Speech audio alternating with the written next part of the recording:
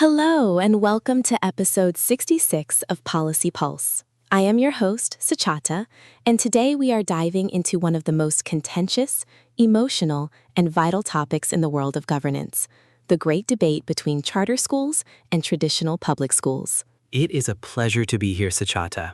It is a topic that hits home for every parent, every teacher, and quite frankly, every taxpayer who cares about the future of our society. It really does.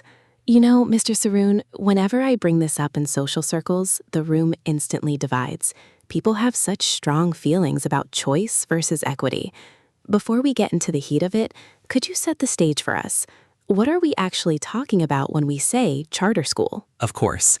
At its simplest, a charter school is a public school. I think that is the first point of confusion. They are publicly funded, but they operate under a legislative charter or contract. This contract allows them to be independent of the traditional school district's rules in exchange for higher accountability for performance. They are schools of choice, meaning no one is assigned to them by their zip code. You have to apply. So they have the freedom to innovate, different curricula, longer hours, but if they fail to meet their goals, they can actually be shut down? That sounds like a high-stakes environment. Exactly. That is the grand bargain of the charter movement. In a traditional public school, if performance dips, the school usually stays open and receives interventions. A charter school, in theory, faces the ultimate penalty, closure. It is meant to inject a sense of urgency and competition into the system. But that competition is exactly what scares people, right? I hear so many teachers and parents worry that charters are draining resources from the neighborhood schools that need them most. Is that a valid fear or just a misunderstanding of the math? It is a deeply valid feeling, Sachata. When a student leaves a traditional public school for a charter, the per-pupil funding usually follows that student. To a principal at a traditional school, that looks like a lost salary for a librarian or a cut to the arts program. However, the charter proponents argue that the money belongs to the child, not the building. But the building still has fixed costs. You can't just cut a third of a roof or half a heater because 5 students left for the charter down the street. It feels like we are asking public schools to do more with less, while the charters get to pick and choose. You have hit on the stranded costs argument. It is one of the most difficult policy hurdles. If the system is not managed carefully, we risk creating a 2-tier system where those left behind in the traditional schools face even steeper challenges. But we must also look at the families. Think of a mother in a failing school district whose child is falling through the cracks. For her, that charter school is not a policy experiment. It is a life raft. That is a powerful image. A life raft. I can see the desperation in that.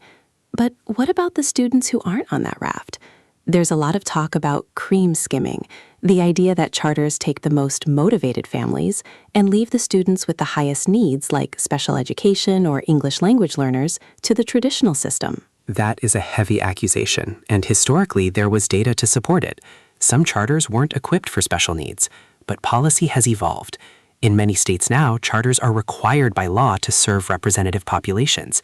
In fact, some of the most successful charter networks specifically target at-risk youth. But the tension remains. Does the presence of a choice make the non-choice option worse by comparison? It feels like a zero-sum game sometimes. Why can't we just take the innovations from the charters, the flexibility, the specialized themes, and apply them to every public school? Why do we need the charter label to do that? Sachata, you have just asked the million-dollar question. In an ideal world, the charter sector would be a laboratory for the public sector. We find what works in a small, agile environment and scale it. But bureaucracy is a heavy anchor. Changing a massive district's curriculum or hiring practices can take years of litigation and negotiation. Charters bypass that, for better or worse. For better or worse, that is the rub, isn't it? Because for every miracle charter school we hear about on the news, there are others that have been plagued by financial mismanagement or sudden closures that leave families stranded in the middle of a semester. I can't imagine the stress of that. It is devastating. When a school is your community and it vanishes because of a board meeting or a budget shortfall, the trauma to the students is real.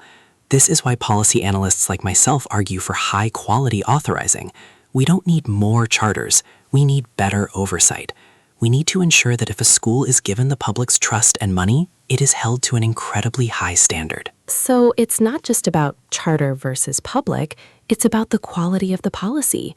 If we have a system where the two sectors cooperate, sharing facilities, sharing best practices, could that be the middle ground, or is that just a pipe dream? It is happening in some cities. Places where the district and the charters sit at the same table to solve enrollment issues and special education funding. It requires putting down the political bayonets and focusing solely on the children. It is hard, emotional work, but it is the only way forward. I love that, putting down the political bayonets. At the end of the day, a child's education shouldn't be a battlefield for adult ideologies.